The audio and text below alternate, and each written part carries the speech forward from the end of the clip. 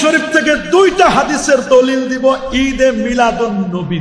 আমার নিজস্ব কোনো বক্তব্য নয়, কোনো পীরের কথা নয়, কোনো বুজুর্গের কথা নয়, দুইজন মুস্তাহিদ ইমামের বক্তব্য দিব এই কিতাব থেকে। যারা ঈদে মিলাদুন নবীর দলিল দিয়েছে, এমন কোন মায়ের সন্তান নাই, এমন কোন বাপের বেটা জন্ম হয় নাই এই দুইজন ব্যক্তির দলিলকে খণ্ডন করতে পারে। আমি এখনো চ্যালেঞ্জ দিলাম, যতদিন আছে ততদিন চ্যালেঞ্জ দিয়ে যাচ্ছি। দুইটা দলিল আমি দেই নাই, কোন মসজিদের ইমাম দেন নাই, এই দলিল দুইটা দিয়েছেন কোন মসজিদের ইমাম নয়, মুজতাহিদ ইমাম। আলহামদুলিল্লাহ ওয়াসসালাতু ওয়াসসালামু আলা রাসূলিল্লাহ, আম্মা বাদ।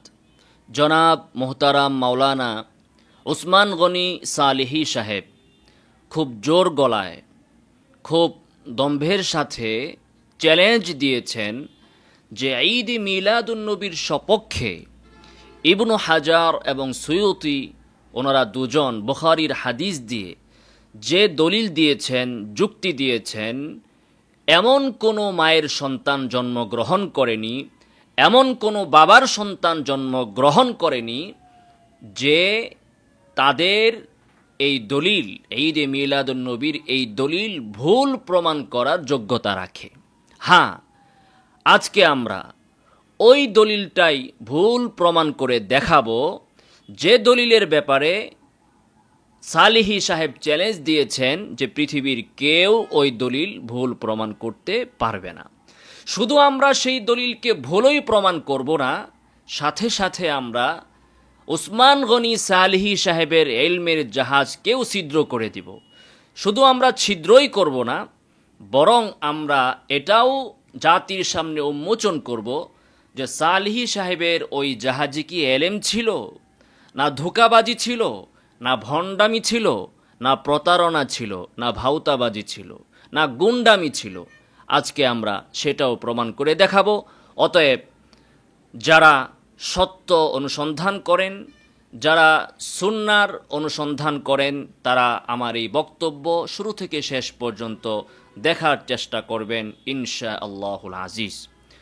প্রথমেই উসমান গনি সালেহী সাহেব যে মিথ্যা কথাটা বলেছেন সেটা হচ্ছে যে তিনি বুখারী হাতে নিয়ে জোর গলায় দাবি করেছেন যে ঈদে মিলাদুন নবীর পক্ষে বুখারীর হাদিস দিয়ে ইবনু হাজার এবং সুয়ুতি রাহিমাহুমাল্লাহ দলিল দিয়েছেন, বুখারীর হাদিস দিয়ে দলিল দিয়েছেন। কিসের দলিল?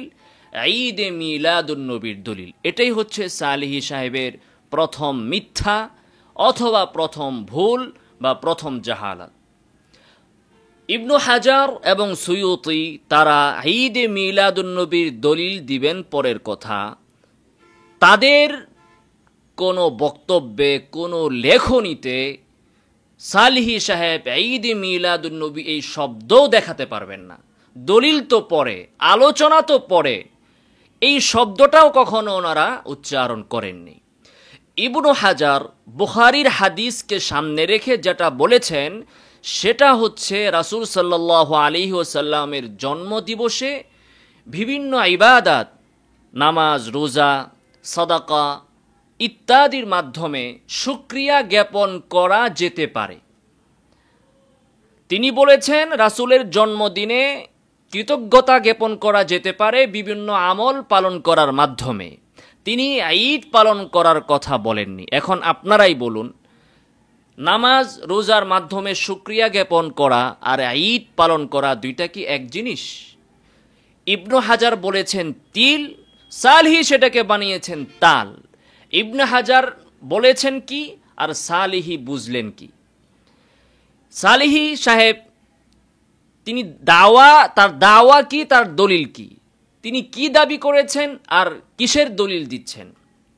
এটা হচ্ছে এমন যে কোনো ব্যক্তির, ধরুন সেই রংপুরের প্রত্যন্ত অঞ্চলে কিছু জায়গা আছে, ওই জায়গার দলিল দিয়ে সে ঢাকা শহরে গুলশানের একটা জায়গা দখল করতে আসলো, তাহলে এটা কেমন মাস্তানি গুন্ডামি হবে?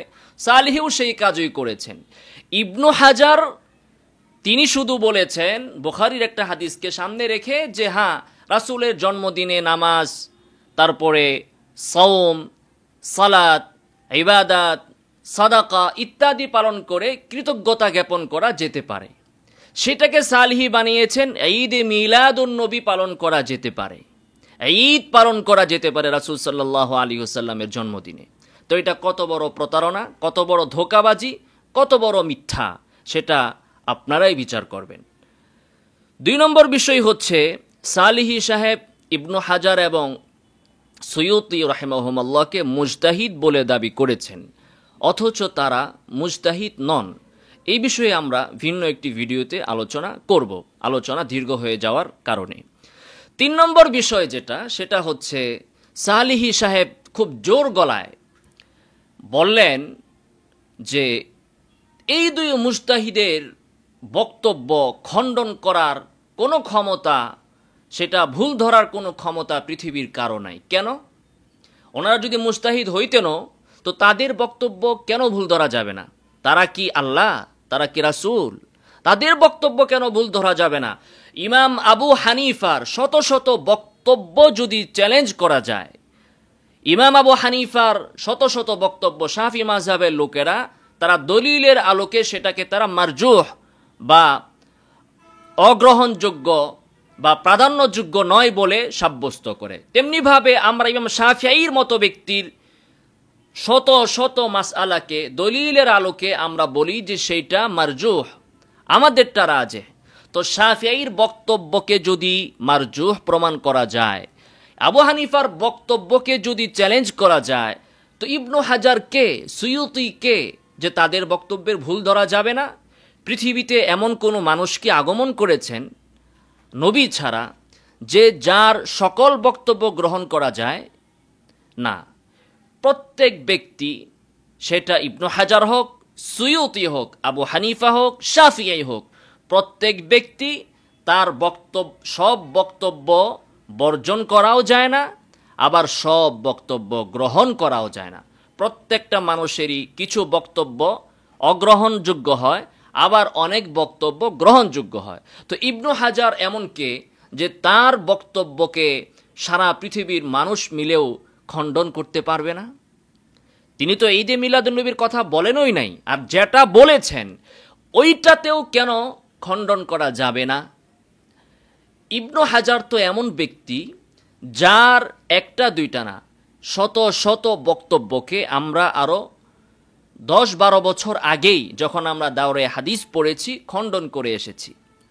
একটা দুইটা বক্তব্য তো না, তার শত শত বক্তব্যকে আমরা খণ্ডন করেছি। কারণ যারা দাওরে হাদিস পড়ে বা যারা হাদিসের কিতাবগুলো পড়ে হানাফি মাযহাবের মাদ্রাসাগুলোতে, বাংলাদেশে, ভারতে, চাই সেটা আলিয়া মাদ্রাসা হোক, চাই সেটা কওমি মাদ্রাসা হোক, সেখানে যখন সহিহ বুখারী পড়ানো হয়, তো সহিহ বুখারীর প্রত্যেকটা পৃষ্ঠাতে, প্রত্যেকটা লাইনে, প্রত্যেকটা শব্দে যখন একটা মাসালা আসে, তো ইবনু হাজার রাহিমাহুল্লাহ যেহেতু শাফি মাযহাবের লোক, তাই তিনি তার সহিহ বুখারীর ব্যাখ্যা গ্রন্থ ফাতহুল বারীতে সেখানে তিনি শাফি মাযহাবকে প্রাধান্য দিয়েছেন, হানাফি মাযহাবকে তিনি ডাউন করেছেন।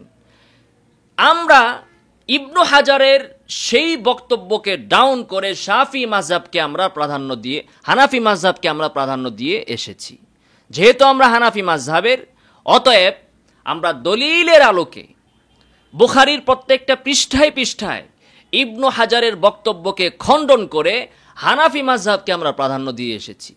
তো আপনি এমন এক ব্যক্তির বক্তব্য নিয়ে এমন হইচই শুরু করলেন যার বক্তব্য নাকি খণ্ডন করা যাবে না, অথচ কওমি মাদ্রাসার জন্মই হয়েছে ইবনু হাজারের বক্তব্যকে খণ্ডন করতে করতে। একটা দুইটা বক্তব্য না, হাজারো বক্তব্য আমরা তার খণ্ডন করেছি।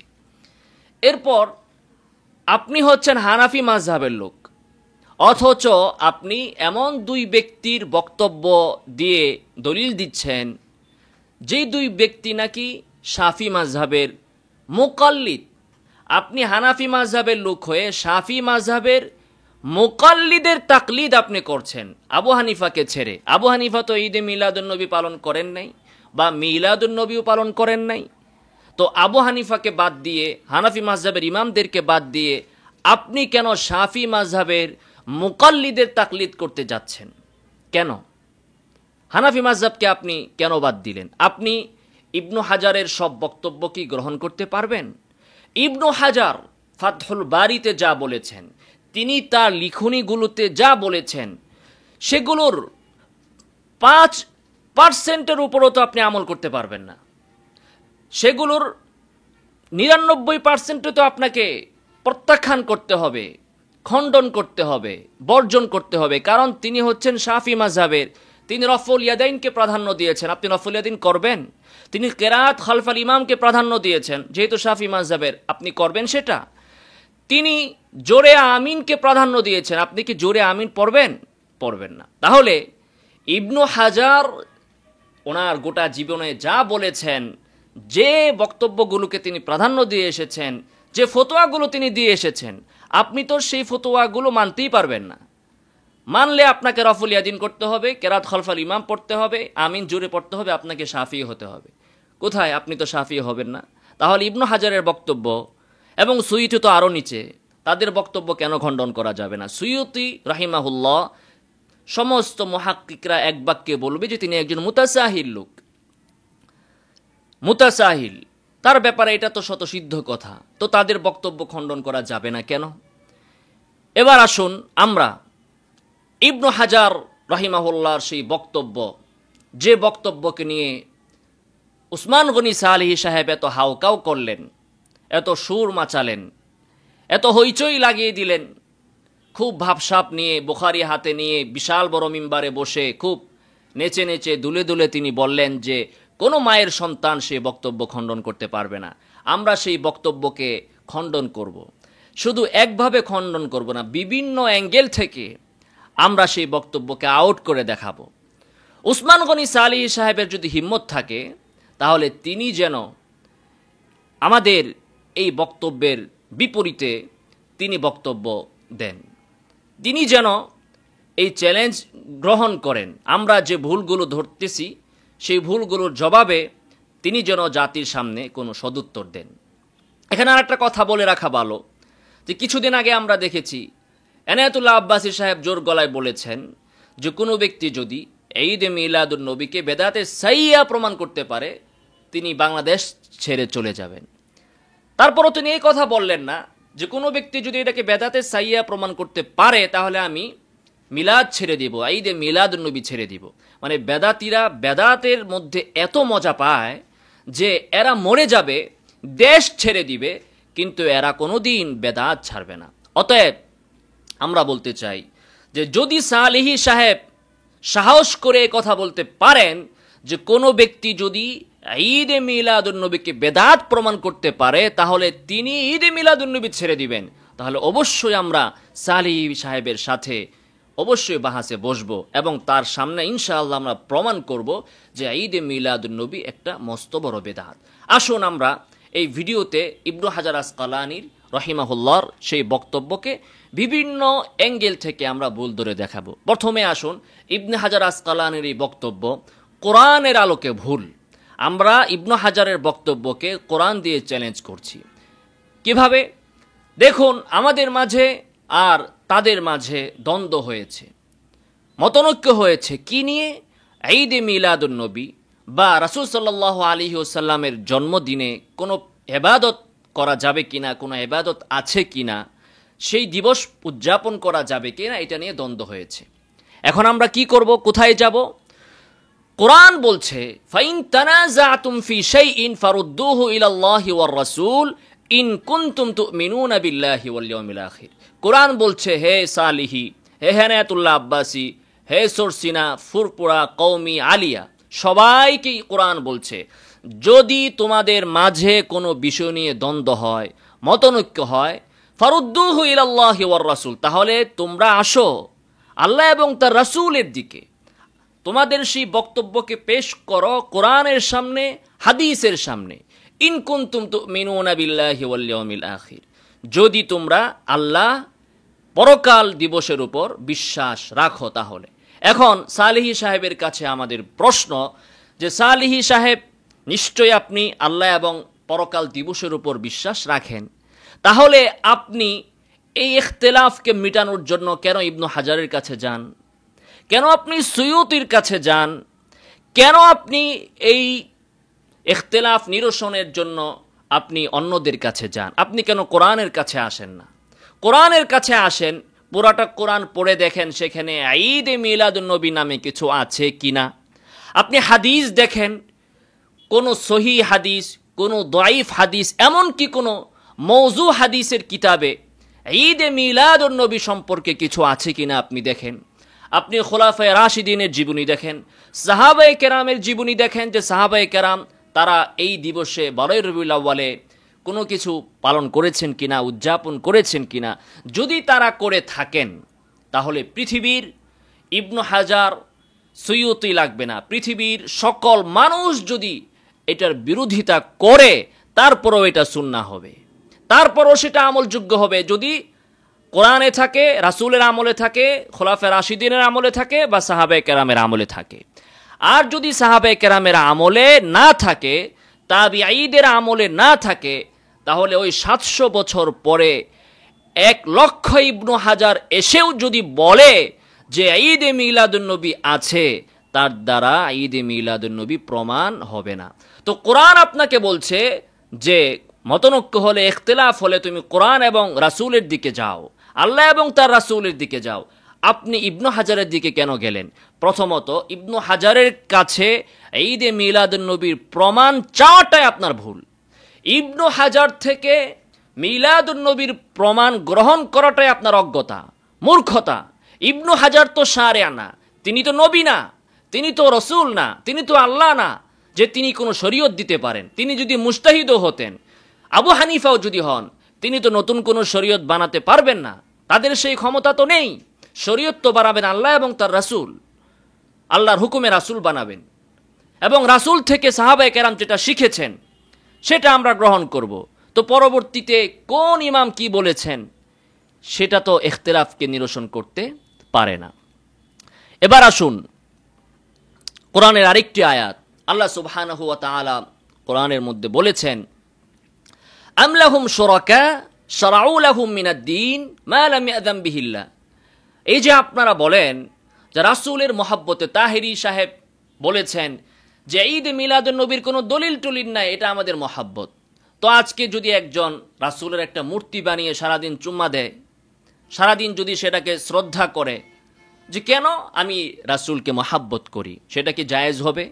ইতিপূর্বে যারা মূর্তি বানিয়েছে, নবীদের মূর্তি বানিয়েছে, বুজুর্গদের মূর্তি বানিয়েছে, তাদের দলিল কি ছিল? মহাব্বত।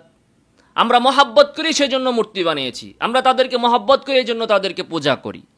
তো মহাব্বত তো দলিল না, দলিল তো কোরআন এবং সুন্নাহ।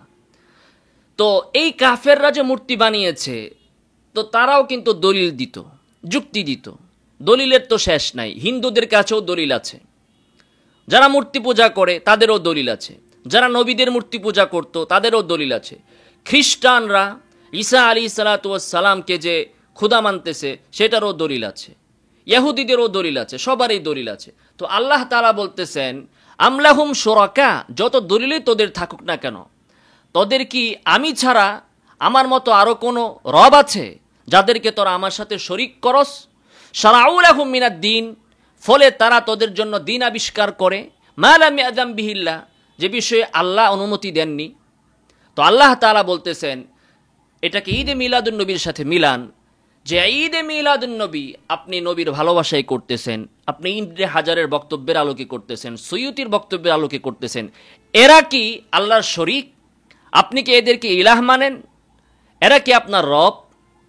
আমলাহুম শুরাকা শারাউ লাহুম মিনাদ-দীন, যারা আপনাদের জন্য দিন আবিষ্কার করতেছে, মা লাম ইয়াযান বিহিল্লাহ, যে বিষয়ে আল্লাহ অনুমতি দেননি।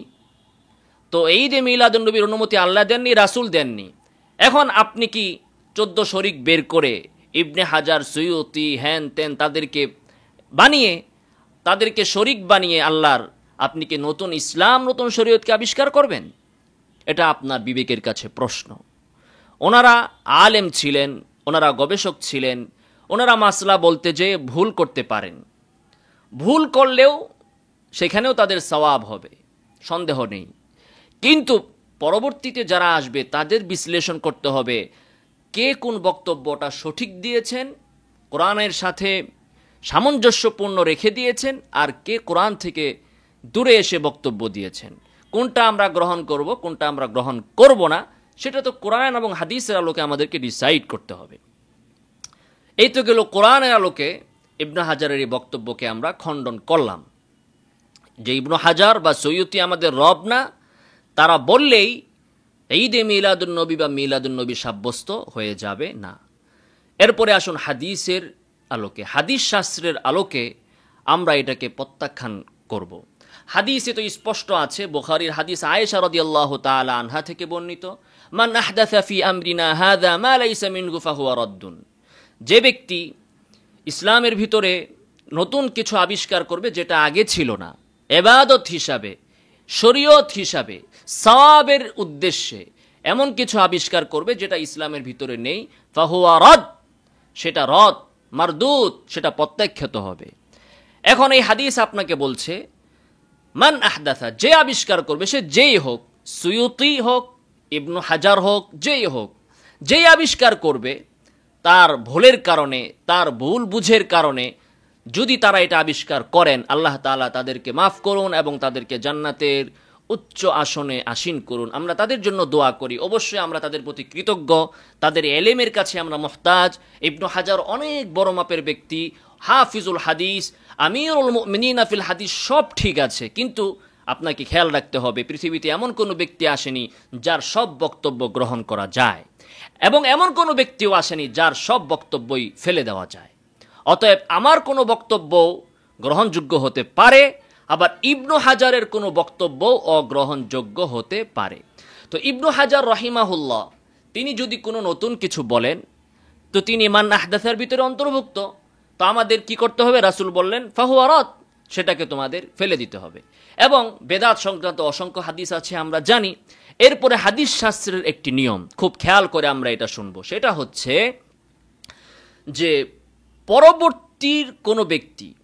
পরবর্তীওয়ালা কোনো ব্যক্তি যদি কোনো হাদিস থেকে এমন কিছু বুঝেন যেটা সালাফ বুঝেননি, পূর্ববর্তীরা বুঝেননি, সালাফ মানে সাহাবী, তাবিঈন, কুরুনে সালাসা, কোনো ব্যক্তি হাদিস থেকে নতুন করে এমন কিছু বুঝলো যেটা সালাফ বুঝেননি, তাহলে সালাফের ওই হাদিস থেকে ওই বিষয়টা না বুঝাই এই কথার দলিল যে আপনার এই বুঝটা, আপনার এই ফাহামটা সঠিক নয় বরং ভুল। তো ইবনু হাজার আশুরার হাদিস থেকে যেটা বুঝেছেন যে রাসূল সাল্লাল্লাহু আলাইহি ওয়াসাল্লামের জন্মদিনে বিভিন্ন ইবাদত পালনের মাধ্যমে কৃতজ্ঞতা জ্ঞাপন করা যেতে পারে। ইবনে হাজার অনেক পরবর্তী মানুষ, তার জন্ম হচ্ছে 773 হিজরিতে, মৃত্যু হচ্ছে 852 হিজরিতে। তো 700 বছর পরে যিনি এসে একটা হাদিস থেকে এমন একটা বুঝলেন যে বুঝটা আবু বকর, উমর, উসমান, আলী, নবী, সাহাবী, তাবি তারা কেউ বুঝেন নাই। তো সাহাবীদের এই হাদিস থেকে এই কথাটা না বুঝাই এই কথার দলিল যে ইবনে হাজারের এই বুঝটা সঠিক নয়। ইবনে হাজারের এই বুঝ সঠিক নয় এটা আমার কারণে না, যেহেতু তিনি এমন একটা বুঝছেন যেটা সাহাবীরা বুঝে নাই। তো হাদিস, নবীর ব্যাখ্যা, নবীর কথা সাহাবীদের থেকে ইবনে হাজারের বেশি বুঝার কোনো সুযোগ নাই। ইবনু হাজার থেকে যেমন আমি বেশি বুঝতে পারি না, তেমনি ইবনু হাজারও সাহাবীদের থেকে বেশি বুঝতে পারেন না। অতএব কোনো হাদিস থেকে ইবনু হাজার যদি এমন কিছু বুঝেন যেটা সাহাবীরা বুঝেন নাই, এটাই প্রমাণ যে ইবনে হাজার ভুল বুঝছেন। 2 নম্বর হচ্ছে যে সাহাবায়ে কেরামের এই রকম আমল না করাটাই এই কথার প্রমাণ যে এই হাদিস এই বিষয়ের উপর প্রমাণ বহন করে না। আশুরার হাদিস থেকে ইবনু হাজার যে বের করলেন রাসূলের জন্মদিনে আমল করা, তো সাহাবায়ে কেরাম রাসূলের জন্মদিনে আমল না করাটাই এ কথার প্রমাণ যে আশুরার হাদিস রাসূলের জন্মদিনে বিশেষ কোনো আমল করার পক্ষে কোনো দলিল বহন করে না। যদি দলিল বহন করত সাহাবীরা বুঝতেন, আমল করতেন। আর সাহাবীদের আমল না করাটা এটাই প্রমাণ যে আমার এই বুঝ এবং আমার এই আমলটা ভুল। কারণ সাহাবীদের ইজমা হয়েছে, সমস্ত সাহাবী, তাবিঈ তারা ঈদে মিলাদুন্নবী বা রাসূলের জন্মদিনে কোনো আমল না করার ব্যাপারে তারা সবাই ইজমা, কেউই আমল করে নাই, কোনো সাহাবী কোনো তাবি আমল করে নাই, তাদের ইজমা হয়েছে। অতএব আমার এই বুঝ এবং আমার এই আমল সাহাবায়ে কেরামের ইজমা বিরোধী। তো সাহাবায়ে কেরাম তো যেখানে ইজমা হন তারা হেদায়েতের উপরে ইজমা হন, তারা তো ভুলের উপর ইজমা হন না। অতএব বুঝতে হবে তারা সঠিক, তাদের ইজমা সঠিক, তাদের বুঝ সঠিক, তাদের আমল সঠিক, আমাদের আমল ভুল, আমাদের ইজমা ভুল। এখানে আরেকটা কথা বলা দরকার, অনেক মূর্খ এই বেদাতি সুন্নিরা বলে যে ঈদে মিলাদুন নবীর উপর নাকি ইজমা হয়েছে। আশ্চর্য কথা, কিভাবে ইজমা হবে? ইজমা কি মোয়া?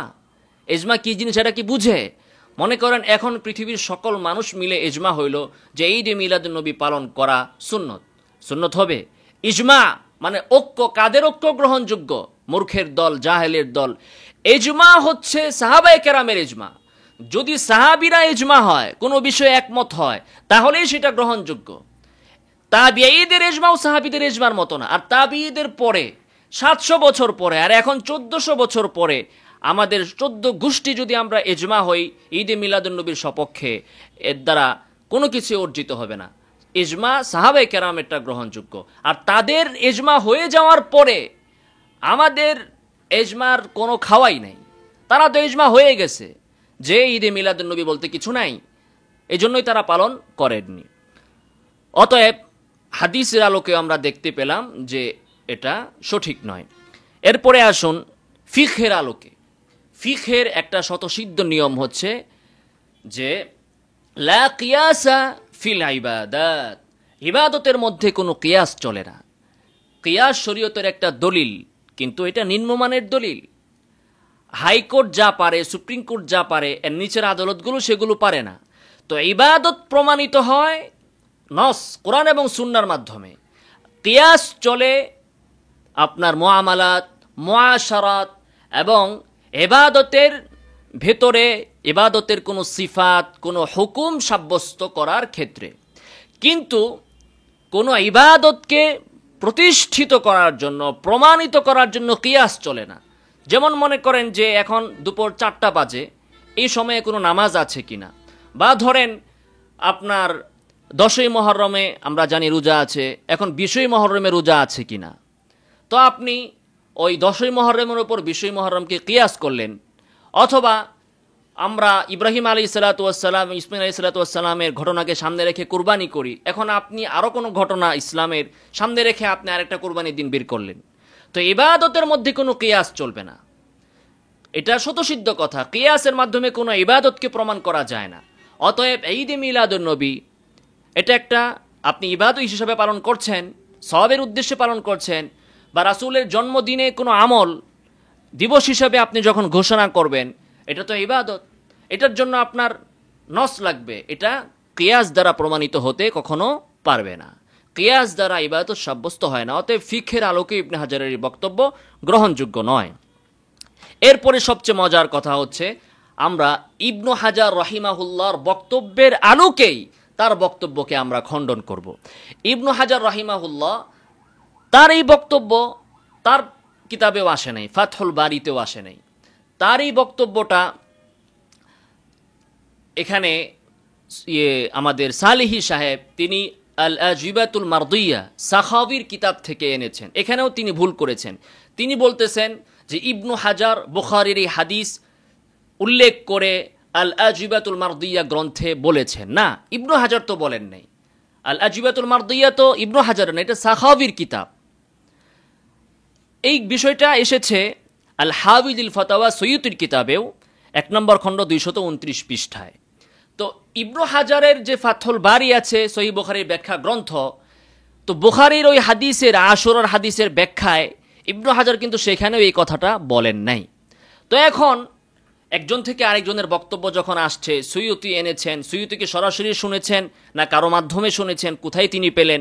আল আজিবাতুল মারদিয়াতে সাখাওয়ি তিনি কোথায় পেয়েছেন, কোত্থেকে এনেছেন, সেটা কিন্তু স্পষ্টভাবে উল্লেখ করা হয়নি। যাই হোক, তো ইবনু হাজারের বক্তব্যটাই বিরোধপূর্ণ, তার নিজের বক্তব্যটাই বিরোধপূর্ণ। তিনি বক্তব্য শুরুই করেছেন এইভাবে যে আসলু আমালিল মাউলিদি বিদআতুন, যে আমালুল মাউলিদ রাসূলের জন্মদিনে কোনো আমল করাটা এটার মূল হচ্ছে, আসল হচ্ছে এটা বেদাত। শুরুই করেছেন তিনি এভাবে যে এটা বেদাত। এরপরে যে তিনি বলেছেন ওয়াকাদ যাহারা লি তাখরিজুহা আলা আসলিন সাবিতিন, যে একটা প্রমাণিত দলিলের আলোকে আমার কাছে মনে হয় যে এর সূত্র বের করা যায়। তো যদি এর কোনো আসল থাকে, এটাকে যদি কোনো আসলের আলোকে তাখরিজ করা যায়, তাহলে এটা বেদাত কেন আপনি বললেন? তাহলে তো এটা বেদাত হবে না। বেদাত তো হলো নতুন আবিষ্কার, যেটার পক্ষে আগে কোনো দলিল নেই। তো যদি এটার আসল থাকে এটা বেদাত না, আর যদি এটা বেদাত হয় তাহলে তো এটার আসল নাই। তো ইবনে হাজার নিজেও কনফিউজ, যে তিনি এভাবে বলছেন ওয়াকাদ যাহারা লি তাখরিজুহা, যে আমার কাছে এটার একটা সূত্র আছে বলে মনে হয়। এইভাবে তিনি দুর্বলভাবে বলেছেন। তার মানে তিনি নিজেও এখানে কনফিউজ, তার ওইরকম হিম্মত নাই, শক্তি দিয়ে বলেননি। তো তার বক্তব্যটাই বিরোধপূর্ণ। তিনি শুরু করেছেন এভাবে যে আসলু আহমদিল মাউলিদি বেদাআতুন, যে মিলাদ অর্থাৎ রাসূলের জন্মদিনে কোনো আমল করা বেদাত, এটা 3 যুগের সালাফদের কারো থেকে প্রমাণিত নেই। এরপরে তিনি বলতেছেন এর সত্ত্বেও যদি এখানে কোনো ভালো কাজ করা হয় তাহলে ভালো হবে, আর যদি খারাপ কাজ করা হয় তাহলে সেটা খারাপ হবে। ভালো কাজ করলে সেটা বেদাতে হাসানা হবে বলে তিনি বলেছেন। যাই হোক, এরপরে তিনি বললেন যে ওয়াকাদ যাহারা লি তাখরিজুহা আলা আসলিন সাবিতিন, যে একটা দলিলের আলোকে আমার কাছে মনে হয় যে এটাকে প্রমাণ করা যেতে পারে। তো এটা বেদাতে হাসানা হোক আর সাইয়্যা হোক, বেদাত তো মানে হচ্ছে এটার প্রমাণ নাই। যদি এটার প্রমাণই থাকে তাহলে এটা বেদাত কেমনে হয়, হাসানা হোক আর সাইয়্যা হোক। এরপর ইবনে হাজার রাহিমাহুল্লাহ সহিহ বুখারীর সেই হাদিস, যে রাসূল সাল্লাল্লাহু আলাইহি সাল্লাম যখন মদিনায় গেলেন, দেখলেন যে ইহুদিরা আশুরা দিবসে সিয়াম পালন করছে। তিনি জিজ্ঞাসা করলেন, তারা উত্তর দিল যে যেহেতু আল্লাহ তাআলা মুসা আলাইহিস সালাতু ওয়াস সালাম তার সম্প্রদায়কে ফেরাউনের কবল থেকে এই দিনে মুক্তি দিয়েছেন, সেই কৃতজ্ঞতা স্বরূপ আমরা এই দিন রোজা রাখি। তো রাসূল সাল্লাল্লাহু আলাইহি সাল্লাম বলেন যে ঠিক আছে, তাহলে আমি তো আরো বেশি হকদার এই আমল পালন করার, অতএব আমিও এই দিনে রোজা রাখবো। রাসূল রোজা রাখলেন এবং তার সাহাবাদেরকেও আশুরা দিবসে রোজা রাখার জন্য আদেশ করলেন। এই হচ্ছে হাদিস বুখারীর, এটুকু বুখারীর হাদিস। তো এই হাদিসের উপর কিয়াস করে বা এই হাদিসের উপর হাদিসকে সামনে রেখে ইবনে হাজার রাহিমাহুল্লাহ তিনি একটা ফতোয়া দিয়েছেন। এই সৈয়দ রাহিমাহুল্লাহ এটাকে এভাবে উল্লেখ করেছেন যে ইবনে হাজারকে জিজ্ঞাসা করা হলো মিলাদের আমল সম্পর্কে, রাসূলুল্লাহ সাল্লাল্লাহু আলাইহি ওয়াসাল্লামের জন্মদিনের আমল সম্পর্কে। তখন তিনি এভাবে জবাব দিলেন। তো ইবনে হাজার বললেন যে এই হাদিস থেকে বোঝা যায় যে কোনো একটা দিবসে, যে দিবসে আল্লাহ তাআলা কোনো নিয়ামত দিয়েছেন বা আযাব থেকে মুক্তি দিয়েছেন, ওই দিবসকে কেন্দ্র করে প্রতি বছর যখন ওই দিনটা আসে তখন নামাজ, রোজা, দান সাদাকাত, ভালো কাজের মাধ্যমে কৃতজ্ঞতা জ্ঞাপন করা এটা যেতে পারে। এটা এখান থেকে প্রমাণিত হয়। এরপর ইবনে হাজার বলতেছেন যে রাসূল সাল্লাল্লাহু আলাইহি সাল্লামের আগমন থেকে বড় নিয়ামত আর কি হতে পারে, অতএব রাসূলের জন্ম দিবসে কৃতজ্ঞতা স্বরূপ আমল করা, নামাজ, রোজা, দান সাদাকা এগুলো করা যেতে পারে। এই হচ্ছে ইবনে হাজারের বক্তব্য।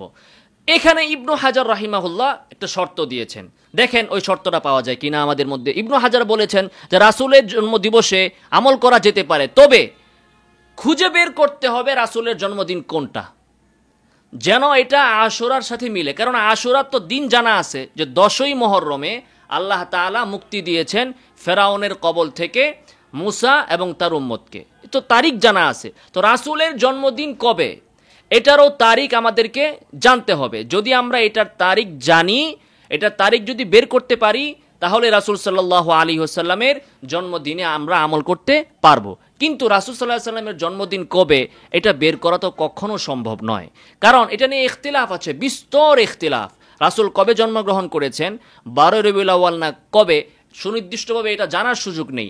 অতএব আশুরার উপর কিয়াস করে এই দিন আমল করার কোনো সুযোগ নেই। এরপরে বিষয় হচ্ছে যে আশুরার দিবসে আল্লাহ রাসূল সাল্লাল্লাহু আলাইহি ওয়াসাল্লাম শুধুমাত্র রোজা রেখেছেন, রোজার আদেশ দিয়েছেন, অন্য কিছু না। তো আপনি রাসূলের জন্মদিনে যদি আশুরার হাদিসের উপরে কিয়াস করেন, বেশি থেকে বেশি রোজা রাখতে পারেন, এর থেকে বেশি তো আপনি কিছু করতে পারবেন না। আপনি জশ্নে জুলুস করেন, মাহফিল করেন, ইত্যাদি ইত্যাদি অনেক কিছু করেন, রাসূল তো আশুরার দিবসে এগুলা করে নাই। তো আশুরার হাদিস থেকে শুধু রোজা না বের হয়, বাকি জিনিসগুলো আপনি কোত্থেকে বের করতেছেন? তারপরে ঈদ কোত্থেকে বের করতেছেন? রোজা আর ঈদ তো একটার বিপরীত। আশুরার হাদিসের দাবি হচ্ছে রাসূলের জন্মদিনে আপনি শুধুমাত্র রোজা পালন করতে পারবেন। আপনারা করতেছেন ঈদ, ঈদের দিনে রোজা রাখা হারাম, রোজার দিনে ঈদ করা হারাম। তো রাসূলের জন্মদিনে রোজানা পালন করবেন ইবনে হাজারের সেই দলিলের আলোকে আপনারা ঈদ কিভাবে পালন করেন? ঈদ তো প্রমাণিত হবে না। তো যাই হোক, আশুরার হাদিস অনুযায়ীও ঈদে মিলাদুন্নবী কখনো সাব্যস্ত হয় না। এরপরে সর্বশেষ আমরা বলবো, ইমাম মালিক রাহিমাহুল্লাহ যেটা বলেছেন যে ফামা লাম ইয়াকুন ইয়াউমা ইদিন দীনান লা ইয়াকুনুল ইয়াউম দীনান, যেটা সাহাবাদের যুগে দিন ছিল না সেটা আজও দিন হবে না।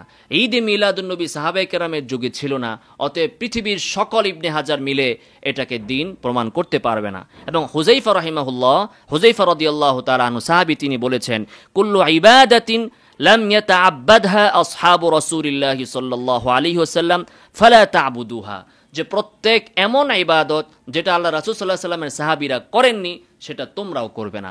অতএব ঈদে মিলাদুন্নবী আল্লাহ রাসূল করেননি, সাহাবারা করেনি, আমরাও করব না।